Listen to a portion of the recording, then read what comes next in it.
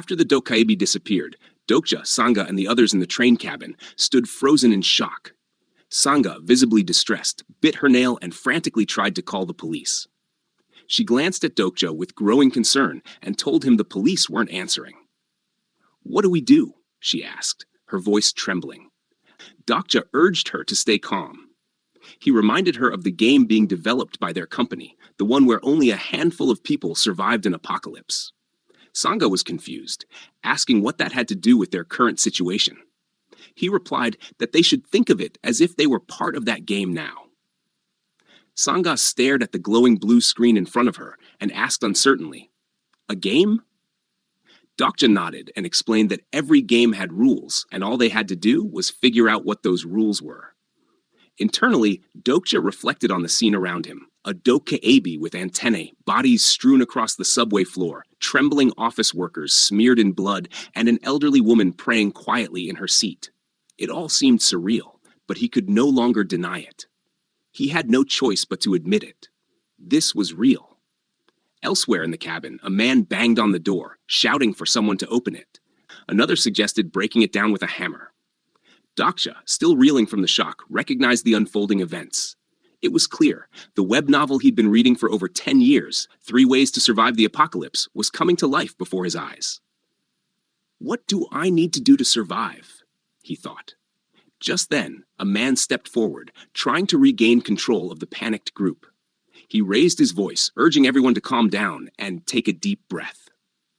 "In a national emergency like this," he declared, "even a small disturbance can lead to serious casualties. From now on, I'll take charge." Some scoffed at him, questioning his authority. In response, the man pulled out his wallet and flashed his ID. "I'm an Army lieutenant, currently serving in Unit 6502, he said. Whispers spread through the crowd. "A lieutenant? He's from the military," someone murmured. The lieutenant showed them a message on his phone, a Level 1 national emergency alert, ordering him to return to his unit immediately. "This is not a drill," it read. When someone demanded answers, asking about the president and urging the lieutenant to contact the Blue House, he replied that he didn't have the clearance to do that. "I'm just a soldier," he admitted, "but I'm trying my best to reach the base." Dokja, watching in silence, wasn't surprised by the national emergency. What truly caught him off guard was the appearance of this particular man, Lieutenant Hyun-Sung Lee. He recognized the name. Although he had never seen the man in person, he knew him from TWSA. But something felt off. This wasn't how the lieutenant was introduced in the novel. He was supposed to appear after the first scenario, not before it. Dokja tried to access the story on his phone for clarity, but before he could read, someone in the cabin shouted that the Prime Minister was making a speech. Sangha showed Dokja her phone. The Prime Minister addressed the nation, announcing unidentified terrorist attacks in Seoul and beyond, vowing that the government would respond with all necessary force. This was in the story too, Dokja thought. It made sense for people to assume it was a terrorist attack. But now that he was hearing it in real life, the explanation felt ridiculous. Speculation spread rapidly through the cabin. Someone questioned why the Prime Minister was speaking instead of the President. Another claimed the President had already been taken out, only for someone else to argue it was just an unverified rumor from a video comment section. Dokja, however, knew the truth. It wasn't just a rumor, and soon everyone else would know it too. Suddenly, a loud bang erupted from the video. The crowd dropped their phones in shock. The Prime Minister had been shot dead on the podium. The screen crackled and distorted, and then a familiar mouth appeared on the screen. "I already told you," the Dokaibi sneered, smiling wickedly. "This isn't some joke like terrorism. You still don't get it, do you? Fine. Let's raise the difficulty, shall we?" A new blue screen appeared above them, ticking down from 24 minutes and 22 seconds. The system voice announced, "The remaining time has been reduced. You now have 10 minutes left." A second blue screen confirmed the new conditions. Main scenario number 1. Prove your value. Kill 1 or more living organisms. Category, main difficulty F. Time limit, 10 minutes. Reward, 300 coins. Penalty for failure, death. Then another announcement followed. As an added penalty, if the first death does not occur within the next 5 minutes, every living organism in this cabin will be terminated. Panic spread. A man shouted that it was a sick joke. A woman cried out, demanding the army lieutenant take action and asking where the police were. The lieutenant tried to calm everyone down again. Sangha clutched Dokja's arm tightly, trembling.